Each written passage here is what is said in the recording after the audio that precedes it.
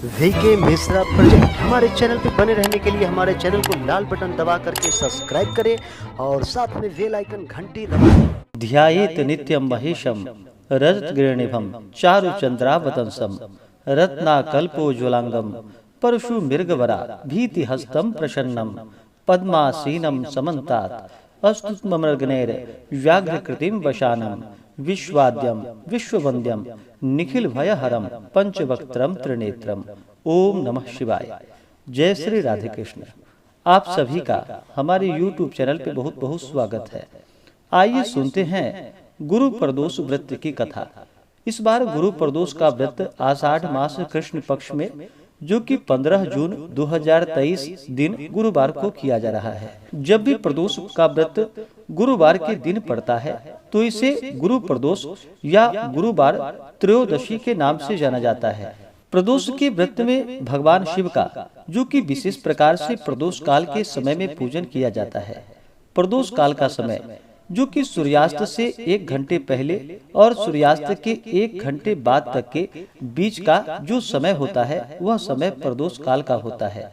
और इस दौरान भगवान शिव जो कि प्रसन्न मुद्रा में होते हैं, इसी दौरान भगवान का पूरे विधि विधान के साथ पूजन करना चाहिए। इससे भगवान शिव अपने भक्तों के ऊपर प्रसन्न हो करके अपने भक्तों के सभी प्रकार के दुख और कष्टों को दूर करते हैं, सुख समृद्धि का आशीर्वाद प्रदान करते हैं और अंत में मोक्ष को प्रदान करते हैं। प्रदोष व्रत को रखने से जो कि 100 गायों को दान करने के बराबर पुण्य फलों की प्राप्ति होती है। प्रदोष व्रत के दिन जो कि दिन भर उपवास रहते हुए भगवान शिव का सुबह के समय में और विशेष प्रकार से प्रदोष काल के समय में पूरे विधि विधान के साथ पंचोपचार या खोटोपचार पूजन विधि के द्वारा पूजन करना चाहिए। कथा श्रवण करनी चाहिए, भगवान की आरती करनी चाहिए, भगवान शिव के स्तोत्रों का पाठ या श्रवण करना चाहिए। इससे पुण्य फलों की प्राप्ति होती है। प्रदोष का व्रत कम से कम 26 त्रयोदशी का व्रत करना चाहिए और इसके बाद आप चाहें तो व्रत धारण आगे भी कर सकते हैं, नहीं तो फिर व्रत का उद्यापन करना चाहिए, तभी जाकर के पूर्ण फलों की प्राप्ति हो पाती है। तो आइए सुनते हैं गुरु प्रदोष व्रत की कथा। अगर आप प्रदोष व्रत के उपलक्ष्य में ब्राह्मण दक्षिणा, अन्नदान, वस्त्रदान, गौदान आदि के लिए देना चाहते हो तो आप अपनी श्रद्धा और सामर्थ्य के अनुसार हमें डिस्क्रिप्शन में जाकर के वहां से गूगल पे, फोन पे या अकाउंट नंबर के माध्यम से आप अपने श्रद्धा और सामर्थ्य के अनुसार हमें ब्राह्मण दक्षिणा प्रदान कर सकते हैं। तो आइए सुनते हैं गुरु प्रदोष व्रत की कथा। तो बोलिए प्रेम से भगवान भोलेनाथ की जय, माता पार्वती की जय, सर्वदेवी देवता की जय। हे भगवान भोलेनाथ, आप करोड़ों चंद्रमा के समान कांतिवान, त्रिनेत्रधारी, मस्तक पे चंद्रमा का आभूषण धारण करने वाले, पिंगल वर्ण के जटाजूटधारी, नीले कंठ तथा अनेक रुद्राक्ष मालाओं से सुशोभित, वरदहस्त, त्रिशूलधारी भगवान शिव जी हमारे सभी मनोरथों को पूर्ण करे। गुरुवार त्रयोदशी प्रदोष व्रत कथा के अनुसार एक बार देवराज इंद्र और वृतासुर में घनघोर युद्ध हुआ। उस समय देवताओं ने दैत्य सेना को पराजित कर नष्ट भ्रष्ट कर दिया। अपनी सेना का विनाश देखकर वृतासुर अत्यंत क्रोधित हो स्वयं युद्ध के लिए उद्यत हुआ। मायावी असुर ने आसुरी माया से भयंकर विकराल रूप धारण किया। इसके स्वरूप को देखकर इंद्रादिक सब देवताओं ने इंद्र के परामर्श से परम गुरु बृहस्पति का आवाहन किया और गुरु बृहस्पति तत्काल आकर कहने लगे कि हे देवेंद्र, अब तुम वृतासुर की कथा ध्यान मग्न होकर सुनो। वृतासुर पहले बड़ा तपस्वी और कर्मनिष्ठ था। इसने गंधर्व पर्वत पर उग्र तप करके भगवान शिव जी को प्रसन्न किया था। पूर्व समय में यह चित्ररथ नाम का राजा था। तुम्हारे समीपस्थ जो सुरम्य वन है वह इसी का राज्य था। अब साधु प्रवृत्ति विचारवान महात्मा उसमें आनंद लेते थे। वह भगवान के दर्शन की अनुपम भूमि है। एक समय चित्ररथ स्वेच्छा से कैलाश पर्वत पर चला गया।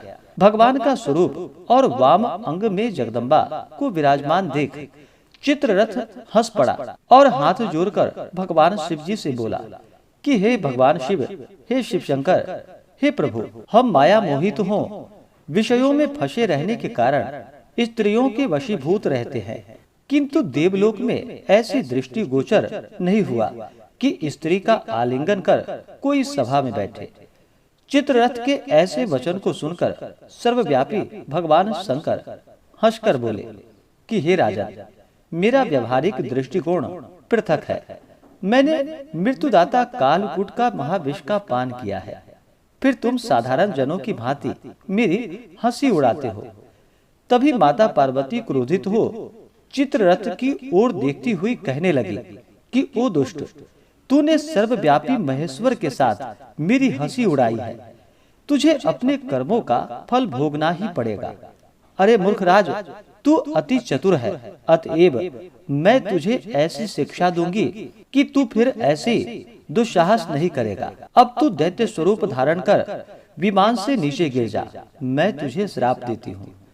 जब माता पार्वती जगदम्बा भवानी ने चित्ररथ को श्राप दे दिया तो वह तत्क्षण विमान से नीचे गिर पड़ा, राक्षस योनि को प्राप्त हो गया और प्रख्यात महासुर नाम का प्रसिद्ध हुआ। त्वष्टा नामक ऋषि ने उसे श्रेष्ठ तप से उत्पन्न किया और अब वही वृतासुर ब्रह्मचर्य पूर्वक रहकर शिव भक्ति में लीन है। इस कारण तुम उसे जीत नहीं सकते। अतएव मेरे परामर्श से यह प्रदोष व्रत करो, जिससे महाबलशाली दैत्य पर विजय प्राप्त कर सकोगे। गुरुदेव के वचनों को सुनकर सब देवता प्रसन्न हुए और गुरुवार त्रयोदशी प्रदोष व्रत जो कि विधि विधान से किया एवं राक्षस वृतासुर पर विजय प्राप्त कर लिया। इंद्रदेव सुख पूर्वक रहने लगे। इस प्रकार से जो भी सच्ची श्रद्धा के साथ गुरुवार त्रयोदशी प्रदोष का व्रत करते हैं तो उन्हें शत्रुओं पर विजय की प्राप्ति होती है और उनके शत्रुओं का विनाश होता है। तो बोलिए प्रेम से भगवान भोलेनाथ की जय, माता पार्वती की जय, सर्व देवी देवता की जय। इस बार प्रदोष का व्रत जो कि 15 जून 2023 दिन गुरुवार को किया जा रहा है। त्रयोदशी तिथि प्रारंभ समय 15 जून 2023 दिन गुरुवार सुबह 8:33 और त्रयोदशी तिथि की समाप्ति जो कि 16 जून 2023 दिन शुक्रवार सुबह 8:42। तो हमें शुद्ध रूप से जो प्रदोष व्यापनी के समय के अनुसार जो प्राप्त हो रहा है समय प्रदोष व्रत के लिए, वह 15 जून 2023 दिन गुरुवार को प्राप्त हो रहा है। प्रदोष का व्रत जो किया जाता है इसे प्रदोष व्यापनी ली जाती है। जब भी प्रदोष काल के समय में त्रयोदशी तिथि प्राप्त होता है उसी दिन ही व्रत को धारण किया जाता है। इस कारण से 15 जून 2023 दिन गुरुवार को प्रदोष का व्रत किया जा रहा है। 15 जून को सूर्योदय का जो समय है वह समय सुबह 5:07 और सूर्यास्त शाम 6:49। तो सूर्यास्त से 1 घंटे पहले और 1 घंटे बाद के बीच का जो समय होता है यह समय प्रदोष काल का होता है। इसी दौरान भगवान शिव का पूरे विधि विधान के साथ पूजन करना चाहिए। तो प्रदोष व्रत प्रदोष काल का समय जो हमें प्राप्त हो रहा है वह 15 जून को शाम 5:49 से शाम 7:49 तक प्रदोष व्रत में सभी भगवान शिव का पूजन करें तो लाभकारी होगा। प्रदोष व्रत के दिन राहु काल का जो समय है वह समय दोपहर 1:41 से दोपहर 3:24 तक।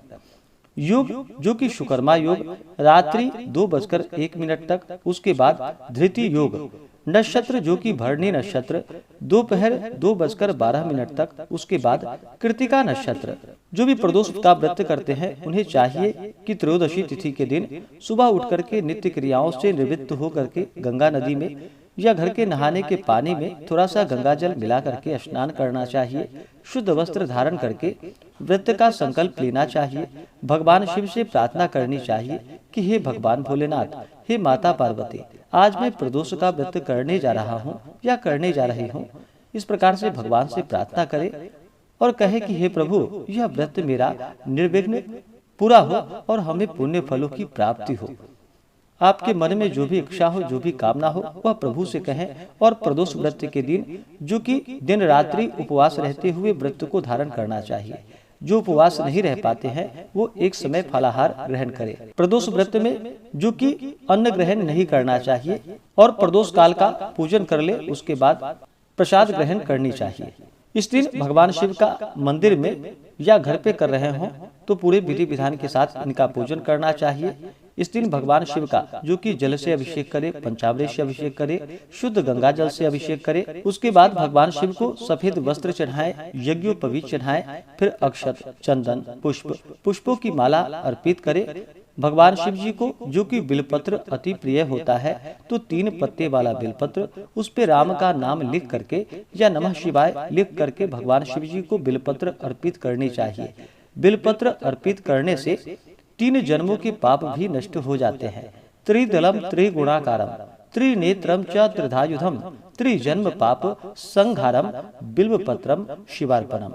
जो भी सच्ची श्रद्धा के साथ भक्ति पूर्वक अगर भगवान शिव को बिलपत्र अर्पित करते हैं तो भगवान शिव उनके 3 जन्मों के पाप का नाश कर देते हैं। तो भगवान शिव जी को बिलपत्र अवश्य चढ़ाएं, फिर शमी पत्र, तुलसी मंजरी भगवान शिव जी को अर्पित करें, भांग धतूरा आदि चढ़ाएं। उसके बाद धूप और दीप दिखाएं, अनेक प्रकार का नैवेद्य अपने श्रद्धा भक्ति भाव के साथ भगवान शिव को अर्पित करें।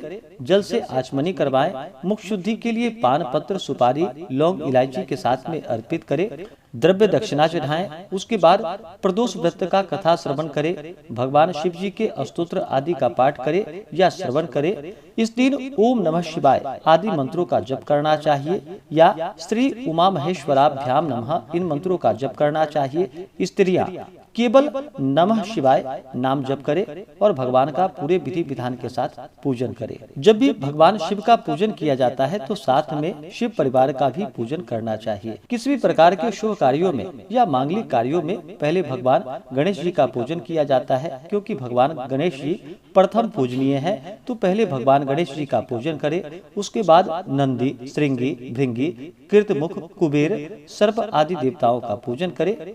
उसके बाद फिर भगवान शिव माता पार्वती का पूजन करें तो बड़ा ही पुण्यफलदायी होता है। तो आशा करता हूँ कि यह जानकारी आपको अच्छा लगा हो।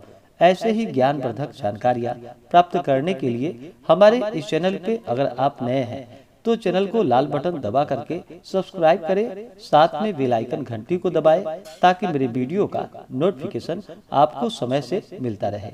वीडियो को लाइक करें, शेयर करें। सुखी रहें और स्वस्थ रहें। जय श्री राधे कृष्ण। धन्यवाद।